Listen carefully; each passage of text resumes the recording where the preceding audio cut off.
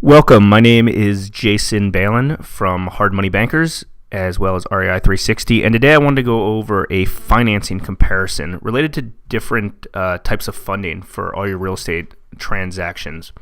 So I broke this down with some assumptions, but this is related to getting bank financing, using your own cash, having a 50-50 split joint venture with a partner, as well as using Hard Money Bankers or any other hard money lender.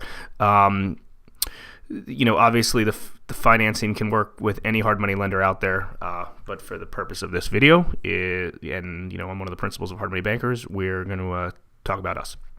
So here are a few assumptions. We're assuming the property resale value is $200,000. You're holding it for 6 months, and there's a $30,000 construction reserve held by the lender or the bank or the hard money lender. And we're also assuming there's a 6.5% resale cost, so 4% realtor fee and 0.5 transrec title, stuff like that. So in your market, if it's a little bit different, just look at that. So as you can see, the first few lines are the transaction, the purchase price, and the construction costs. I'm making the assumption that a typical institution is at about 6% and a point, and the difference is they're basing a lot of their stuff off loan to cost, not necessarily the ARV like a hard money lender does. I'm just using industry averages of 14% and 4 points for Hard Money Bankers or for any hard money lender. For those of you who know Hard Money Bankers, you know that our borrowers that we do a lot of work with are getting cheaper terms than that. But let's just use that because that's kind of the industry average for a hard money loan term. So obviously there's pros and cons, and there's no right or wrong out of all of these. In my opinion, if you have more cash than you know what to do with, then I certainly would suggest use your own cash. If you're looking to deploy cash and you're looking to put it into something and you don't have anything else and it's just sitting on the sidelines, you should use your own cash on these. As you can look all the way at the bottom here, your net profit, if you're using your own cash, is higher than anything else. Your cash on cash return is the lowest, but that being said, it's still a pretty darn good rate of return than most other investments. So if you do have a lot of cash, I would certainly do that. Use that. So pros and cons of the bank obviously are, the bank money's cheap. It's cheap. It's just hard to access it, and you're always going to need a lot of your own money even when you are doing bank. So look at this. The bank at 100 plus 30, so 100,000 purchase price, 30 construction.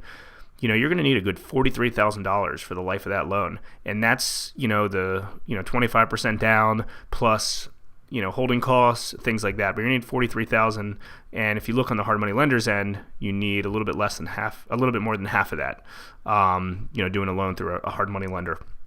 And because of that, your cash on cash return, which is one of the big things that most real estate investors really should be concerned about, is here. 145% cash on cash return in this scenario using a hard money lender.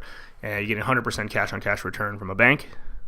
And, like you said here, 36% if you're using your own cash. So another common way to get into deals is doing like a 50-50 joint venture. And that's actually something that Hard Money Bankers does, and I'm assuming some other hard money lenders do as well, is do a 50-50 cash partnership. You don't really need much of your own money. You can get into these deals yourself. And, it's you're still making a decent profit. Obviously, if you're doing a split with somebody, they're going to take half the profit. So if you look at this as a net profit, biggest bang for your buck, it's the lowest amount of return. But there's also something to be said about getting into a deal and using limited or none of your own funds. So it's funny because my business partner Chris and I were having a conversation recently.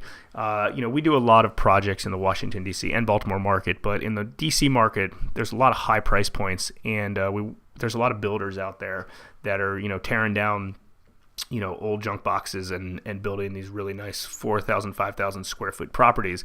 Areas in Montgomery County or like Chevy Chase or Bethesda, areas like that, if you know the DC market. And, the two of us had a conversation with somebody recently, and they're like, yeah, I would never use hard money. It's way too expensive. I'm only going to use, a joint venture partner. it's the only way for me to go. I have some of my own money, but I'm not using hard money. It's way too expensive. And we're like, well, listen, I get it. You don't want to put any money into a deal, and you want to do a joint venture, and you want to give up half the profits. That's fine. But in this particular case, the guy did have money, and he kind of just was a little bit uneducated related to it. And I was like, listen, why give up half the profits, to this joint venture partner when you don't need to? Get in with a hard money lender, either Hard Money Bankers or somebody else. As you do volume, the terms come down a little bit.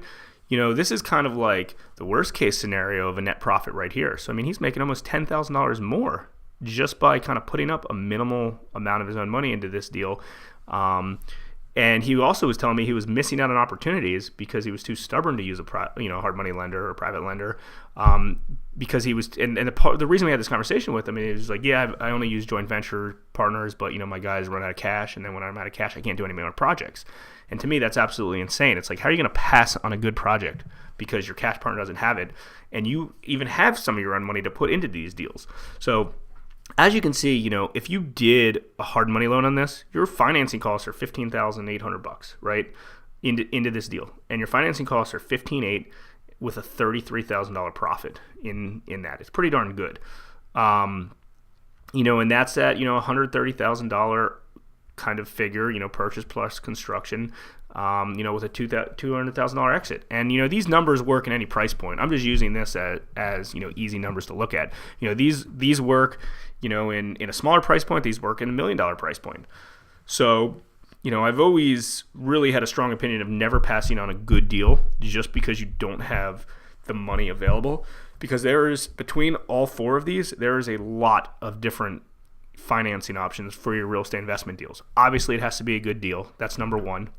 When most people complain that they can't get money for a deal, it's because typically they don't have a good deal. That's usually what it is, because we've never passed on a bad deal. There's always an option if you have a good deal. So that's number one. And again, I'm not, recommending or not recommending one or two or three or four of these. I think these are all very viable options based on where you are in your current situation. If you're a bankable client, and that's hard to get these days, is banks to do your deals, especially at the time frame that you need these real estate investments to secure these contracts. Auction deals or distressed homeowners and things like that, they want their money quick. So it's very difficult, even at cheaper terms, to get a bank to get these things quick enough. But if you can get a 30, 45, 60-day contract time, and you can get your bank to finance it, and you're bankable, absolutely. It's a great option, and you want to put up all the money, obviously. Here, you have, like we talked about, you have almost double the amount of money into the bank deal. And a lot of folks, that we do loans for at Hard Money Bankers, they come to us and say, hey, I don't really, your terms are a lot higher than I'm used to. I'm used to using a bank. It's like, you're right, but you're also used to putting up twice as much money. And, you're missing out on opportunities because you don't have all the money to do these deals. So, now you can do twice as many deals, with half as much money. So, of course, it goes back to kind of what what works best for your solution. But I'm a huge advocate is, if you have, let's keep this really basic. If you have $100,000 in cash, what would you rather do? One deal in cash with that $100,000, or 10 deals with a hard money lender and have to put $10,000 into each one of those, right? You can get into 10 deals. Yeah, each one, the margins are slightly smaller, but collectively they're much larger.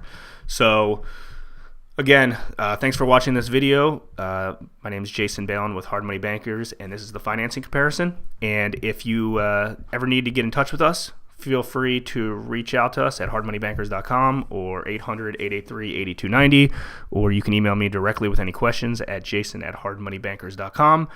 And we are also part of www.rei360.net, which is our tools, education, and community for all real estate investors to collaborate and get more deals done. Thanks again, and I hope you enjoyed this video.